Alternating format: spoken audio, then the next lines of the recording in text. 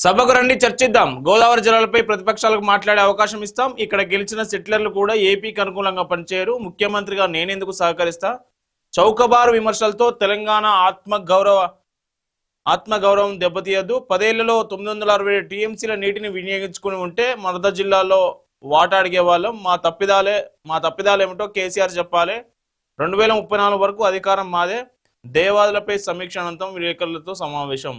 నిన్న ములుగు జిల్లా కన్నాయగూడెం వద్ద దేవాదుల ప్రాజెక్ట్ ఏదైతే ఉందో అప్పుడు జలయజ్ఞంలో భాగంగా గతంలో వైఎస్ఆర్ హయాంలో చేపట్టినటువంటి ప్రాజెక్ట్ అది. నిన్న దానికి సమీక్ష చేయడానికి వెళ్ళినటువంటి సీఎం రేవంత్ రెడ్డి, మంత్రి ఉత్తమ్ కుమార్ రెడ్డి, పొంగులేటి వీళ్ళందరితో కలిపి సమీక్ష నిర్వహించి ప్రతిపక్ష పార్టీలకు సవాల్ విసిరిండు సీఎం రేవంత్ రెడ్డి. మేము ఎందుకు ఏపీకి అనుకూలంగా పనిచేస్తాం? ఇక్కడ ఉన్నటువంటి సెటిలర్లే ఏపీకి అనుకూలంగా పనిచేయరు, ఎందుకంటే ఈ ప్రాంతంతో వాళ్ళకి అట్లా ఉంటుంది. ముఖ్యమంత్రిగా నేనెందుకు వాళ్ళ కోసం పనిచేస్తా అనేది క్వశ్చన్ చేస్తా ఉన్నారు.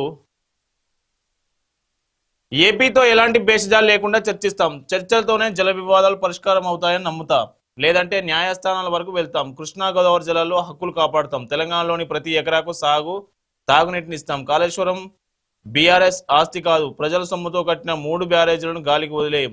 వాటిని నిపుణులను పరిశీలిస్తున్నారు. మరమ్మతులు చేసి వినియోగంలోకి తెస్తాం.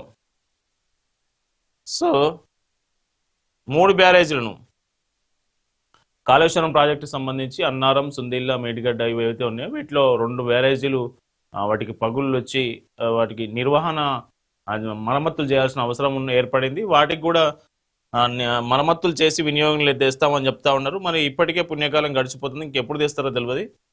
ఎస్, నెక్స్ట్ వార్త చూస్తే ట్రంప్